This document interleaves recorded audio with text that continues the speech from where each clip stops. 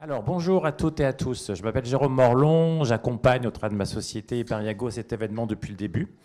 J'accompagne Stéphane, ex-content sur innovation B2B. On a créé l'événement ensemble et je suis ravi d'être là aujourd'hui. On va parler IA générative dans cette fin de matinée. C'est un sujet qui passionne évidemment, qui intrigue, hein. On l'a abordé déjà un petit peu lors du premier débat. C'est un sujet sur lequel il y a aussi sans doute évidemment un manque de recul, probablement aussi un manque de certitude. Donc l'objectif de ce temps, c'est de mixer expertise et retour d'expérience sur le sujet. On va commencer par une présentation autour de la direction et de la fonction achat par François Collineau qui est à mes côtés. François, vous êtes associé au sein de CKS Consulting, donc un cabinet spécialisé, plutôt dédié en tout cas à la fonction achat. Vous allez en dire plus dans quelques instants. À l'issue de cette présentation, on aura un débat avec un beau panel d'intervenants que j'aurai le plaisir d'animer. Voilà, François, je vous laisse la parole. Vous avez une vingtaine de minutes pour votre présentation. À tout de suite. Merci Jérôme. Donc effectivement, CKS Group est une société spécialisée dans les achats avec une activité historique de conseil en achat, mais également une grosse activité numérique. Nous sommes intégrateurs de la solution Evalua, dont je vais vous parler, et nous sommes aussi éditeurs d'un logiciel spécialisé en achat public, dont je vais aussi vous parler, qui intègre aussi l'IA générative.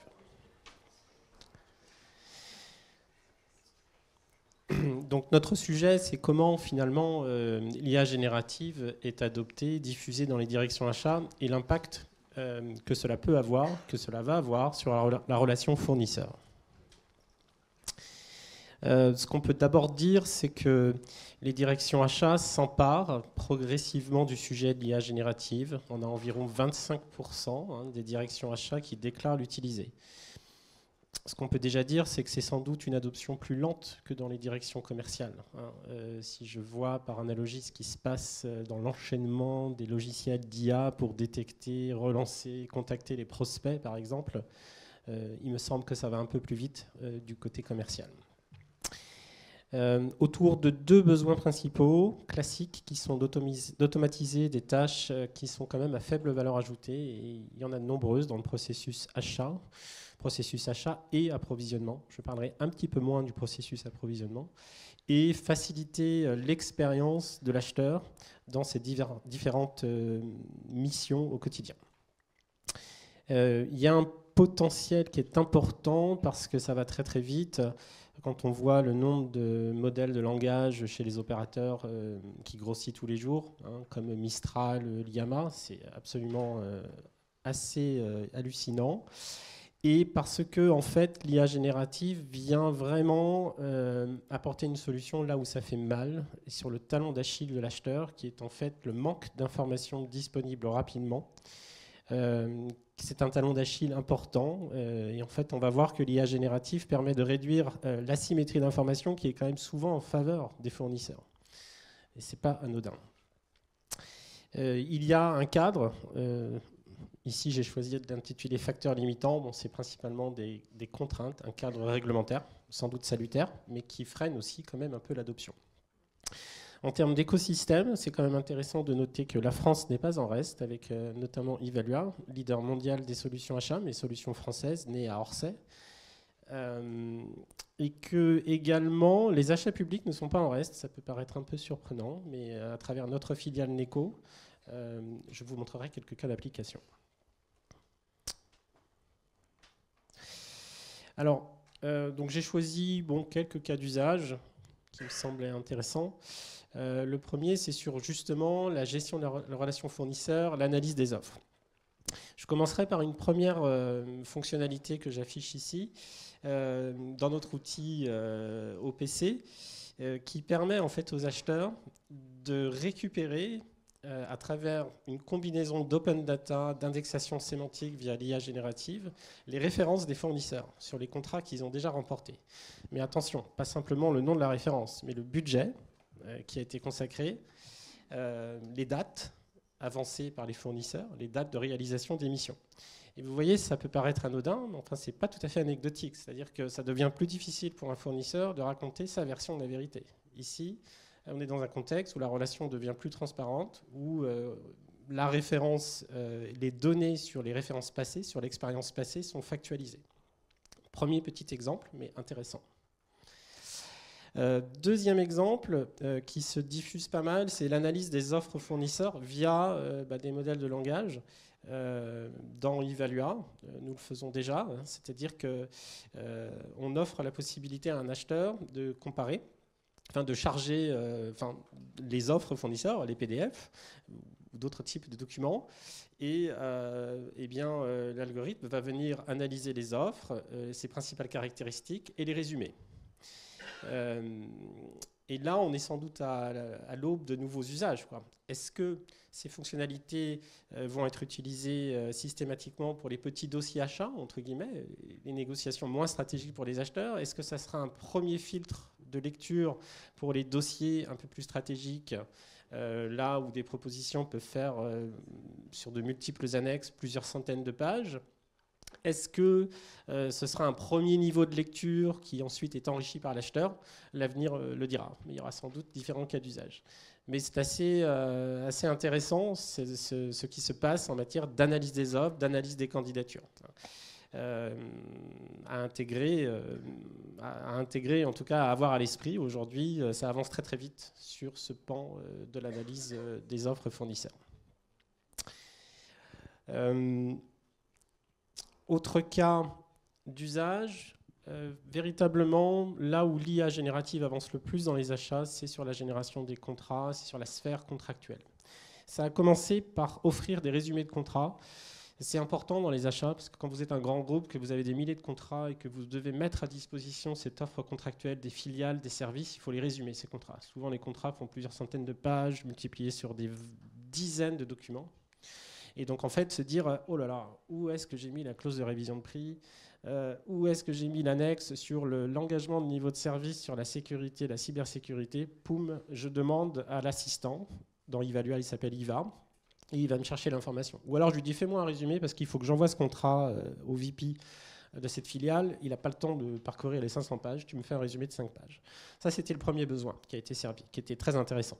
Et puis ensuite, c'est allé plus loin, c'est-à-dire que à partir des fonctionnalités de type closier qui existaient dans les outils, aujourd'hui, dans Evalua, via IVA, on est carrément capable de dire j'ai besoin d'un contrat, un achat de logiciel en Allemagne ou hors zone UE, rédige-moi le contrat. Et en s'appuyant sur un modèle de closier propre à l'entreprise et en choisissant plusieurs types de clauses. Vous savez, il y a souvent des clauses de première intention, de seconde intention, que l'on met dans les contrats. Et même prendre en compte des spécificités liées au fournisseur, le fait qu'on ait déjà un contrat avec lui. Donc là, c'est quand même une avancée majeure dans la rédaction des contrats. Voilà.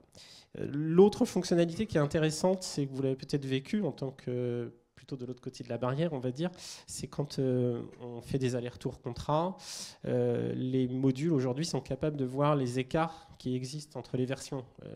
Quand on a parfois des phénomènes de stop and go dans la négociation contractuelle, et c'est intéressant de dire à l'IA, bon, dis-moi ce qui s'est passé là depuis la dernière version, j'ai complètement perdu le fil. Et ça, c'est super intéressant en fait. Voilà, donc ça, derrière, il y a beaucoup de gains pour les achats, parce qu'il y a des gains financiers, parce que les clauses sont mieux rédigées, si je résume. Des gains de productivité, bien sûr, c'est long de négocier des contrats. Et il y a des gains invisibles, parce qu'il y a aussi beaucoup d'erreurs. Dans ces allers-retours permanents avec les fournisseurs, il y a des erreurs qui finissent par se glisser.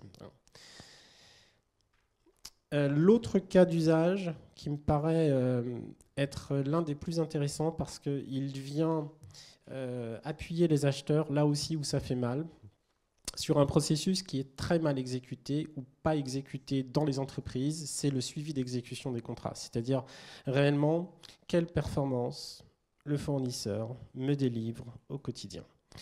Et ça, on va le voir, c'est assez intéressant. Alors déjà, dans le suivi d'exécution, ce qu'il faut bien comprendre, c'est qu'il y a une partie qui est un peu fastidieuse, administrative, et donc là, évidemment, l'IA générative va permettre de produire plus facilement des avenants, des courriers de relance. Bon, ça, c'est simple, c'est de la productivité. Mais ce n'est pas ça le cœur du débat. Le cœur du débat, c'est que les modules d'IA sur lesquels nous travaillons actuellement vont être capables de récupérer de l'information qui n'est pas structurée dans des emails, sur des SharePoint, sur des réseaux, l'exploiter pour dire, écoutez, là je pense que ce fournisseur, probablement, ne respecte pas ses engagements de niveau contractuel, ses ENS, ses SLA. C'est ça l'enjeu.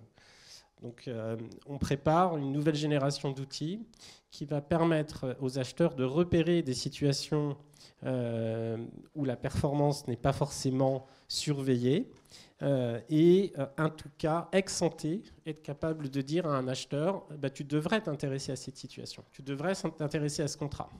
Donc il faut s'attendre probablement, en tant que fournisseur, à voir arriver des acheteurs en suivi d'exécution qui ne s'étaient pas forcément intéressés à telle situation, tel contrat.